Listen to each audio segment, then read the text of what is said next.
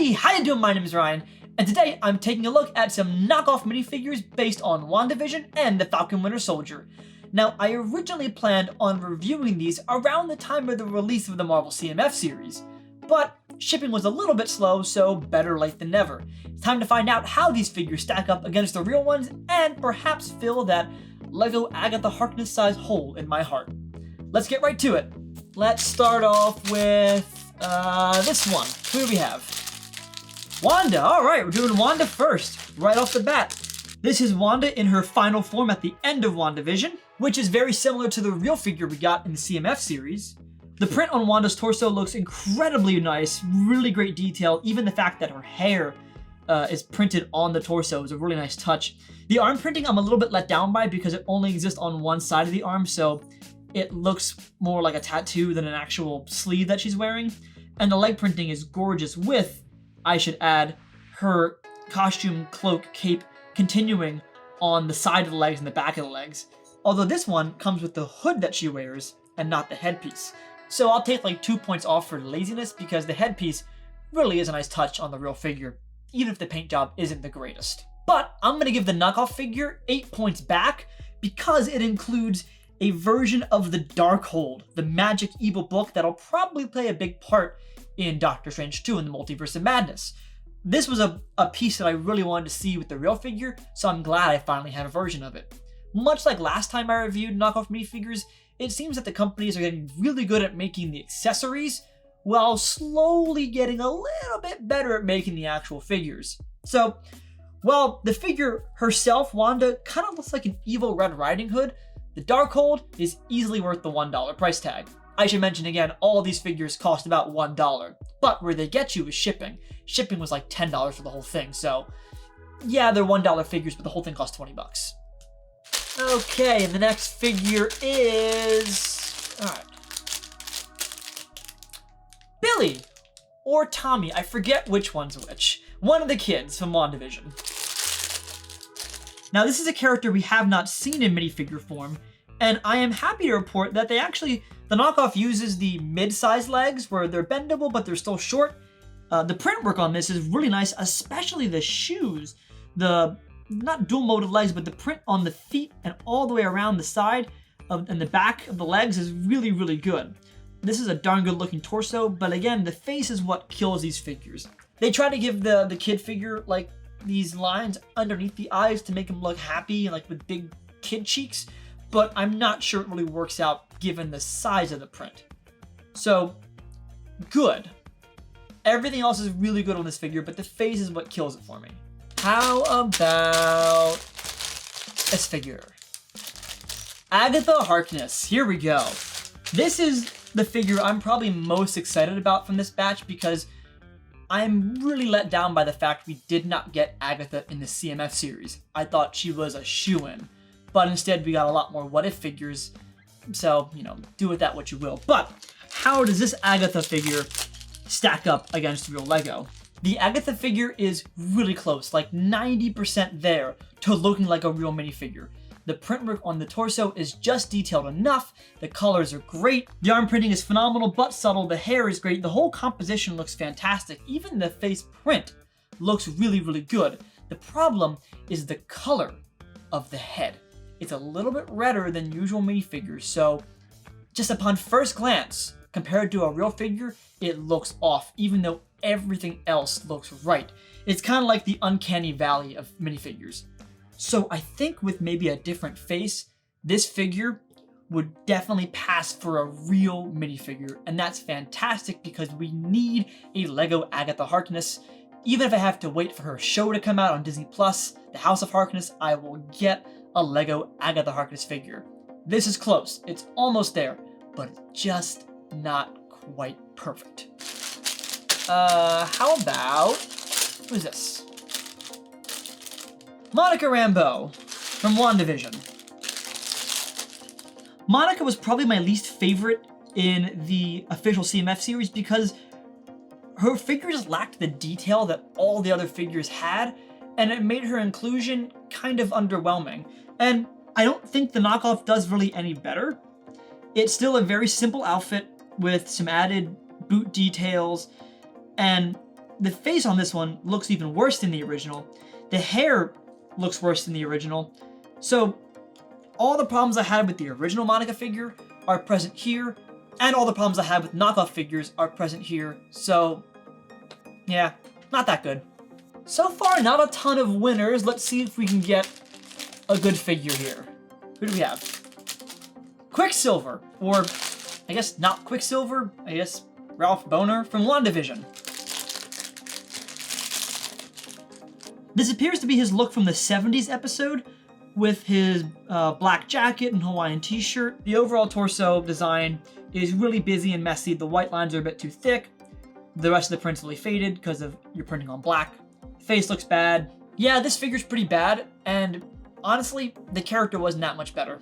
Give me something good. Tommy and or Billy, the other kid, the one that I didn't review yet. This is another figure that utilizes the mid-size legs, but the face print on this one is honestly even worse than the other kid.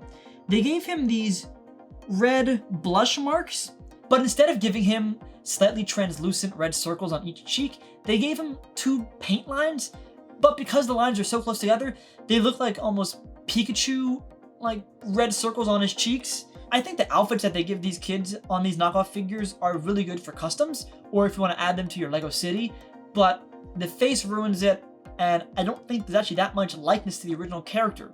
So I think the 2 kids, both Billy and Tommy, or Tommy and Billy, whichever one's correct, I think they're kind of letdowns here, which is a shame. But also, I paid $1 for these, so what'd I expect? 4 more to go, let's see who we got. Okay, White Vision. Another knockoff version of the CMF series figure. This White Vision is definitely a bit more gray and has kind of a moire pattern across his entire print, torso and legs, that give him a really nice texture, but it doesn't feel like Lego at all. In fact, I don't think Lego would ever add this kind of moire across their entire print. This White Vision kind of suffers from the problem I was worried about when they were making a real White Vision figure, and that is kind of just a Vision print that's been desaturated. However, I think the cape on this figure looks fantastic. They gave him very subtle line patterning on it, and it just gives it that nice chef's kiss on it. But it's a chef's kiss on top of a meal you didn't really want, and that wasn't prepared with the love and attention you thought it would be. So, good pieces to be had here, but not a good figure. And how about, let's go with this guy. Okay, regular Vision, perfect comparison here. Also, did I pull all of the Wandavision figures before pulling my 2 Falcon Winter Soldier ones by accident? Yes, I did. I did not plan this. Wow, this is an incredibly dark printed figure. The pink on his head is incredibly deep red, and it makes the face print really hard to see. The overall design of the torso suffers from that problem of busyness that a lot of knockoff figures fall into. As for the cape here, if the official Lego cape, that plain yellow cape, is like an under-seasoned, bland cracker, and the knockoff cape that we just saw was a beautiful Triscuit with a little bit of red pepper and salt and some seasoning on it. This one is a graham cracker with like 40 pounds of salt and sugar and paprika and cinnamon and just every spice you could find, because this thing is just loud and colorful, and it's trying to be accurate to the real Vision cape, but it's so over the top and overdone that it just feels off-putting. Do I wish Lego started adding designs to their cape like this? Yes. Do I see why they don't if this is the result? Yes. So this figure is far worse than most Vision figures I've seen. It's too dark, too muddled, too busy, and way too loud all at the same time. I don't know how they pulled that off, but they did. Eeny, meeny, miny, mo, catch a tiger by the toe. If he hollers, let him go. Eeny, meeny, miny, mo. John Walker. Okay, this is going to be a fun one.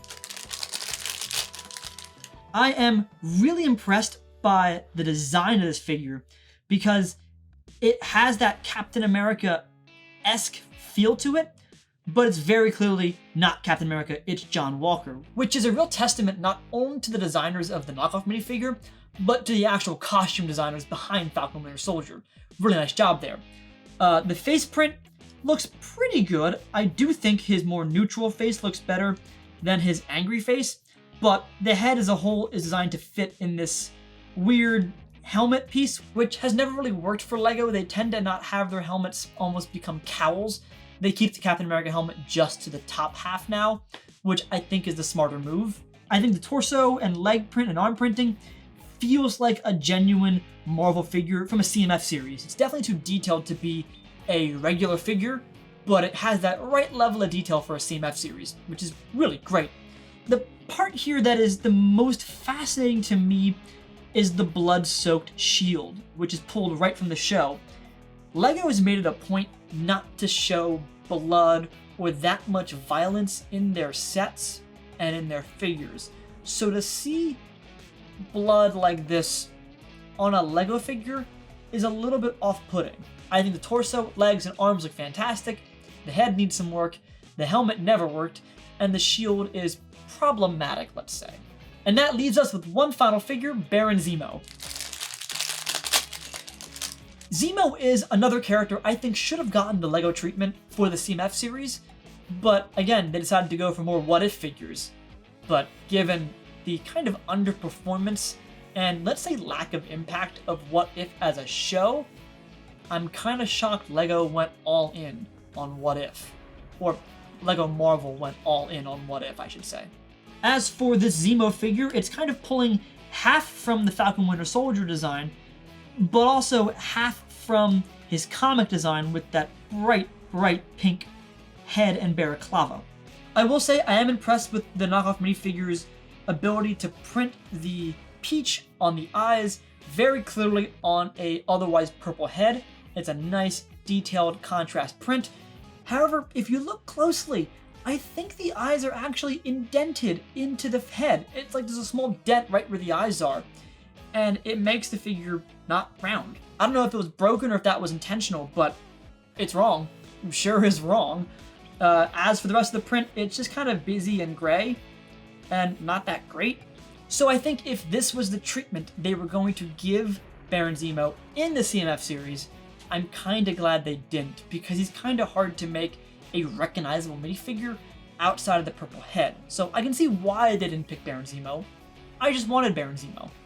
So now that all the knockoff minifigures are built, it's time to compare the real ones to the fake ones and see which one's better.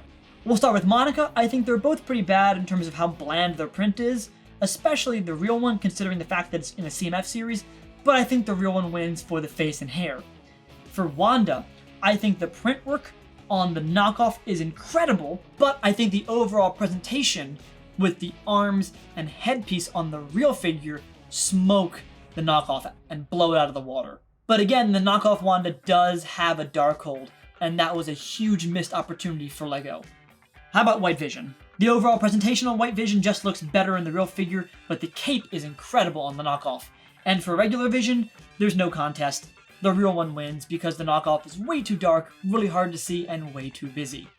As for the figures that don't have a real counterpart, they're kind of all bad except for Agatha. Agatha looks really good, but she needs a different head, or rather a different head color, to make her match with real LEGO. There are parts to be gleaned from other figures, like a chest print here, some leg prints there. The John Walker torso looks phenomenal, but overall, none of these really are that good, and none of them hit the highs of the last time I reviewed knockoff minifigures. And also, none of them really include any great accessories, which was the saving grace last time for knockoff figures. So it seems like they're trying to rely more on really detailed and well-crafted torsos and legs and the level of printing overall, but they still haven't gotten the key elements right of LEGO's design aesthetic, LEGO's face color, and LEGO's presentation with how much they put into one figure.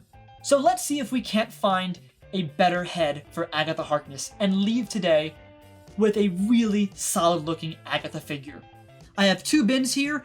One is pre-assembled figures, the other is parts. So let's check the parts bin first, and I have some flesh colored heads back here. I don't think there's many I can use from here. Alright, that's an angry Marvel-esque female face, possibly. You know what? I think I know which one I can use. Let's try the head of Marvel Eternals Thena, which actually is Bellatrix Lestrange from the Harry Potter series.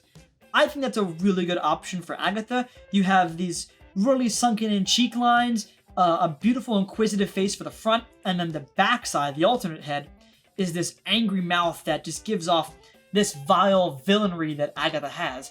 I kind of wish we had a smile for the first face, so that might be something I look for later on. If you have a good possible alternative head for Agatha, let me know in the comments below. But I think for now, this looks really good, and honestly, given the quality of this figure, it might go on the board. If you guys don't know, I'm really picky about Marvel knockoffs going on my board. I have only about 3 or 4 of them currently on display out of the hundreds of Marvel figures, but I think Agatha just might make the cut because she's that good of a figure and that good of a character. Overall, I had a great time reviewing these knockoff figures, even if a lot of them weren't that great. If you haven't voted for the art kit yet on LEGO Ideas, be sure to do so, linked below. I even gave the whole project a fresh coat of paint, no pun intended, on LEGO Ideas to showcase more of what you can do with the art kit. And if you've been paying attention to the community tab on my channel, I've put out a couple of teasers for my next big project, including this one. But I promise the reveal is coming soon. And as always, if you like this video, be sure to subscribe to the channel, and thanks for watching.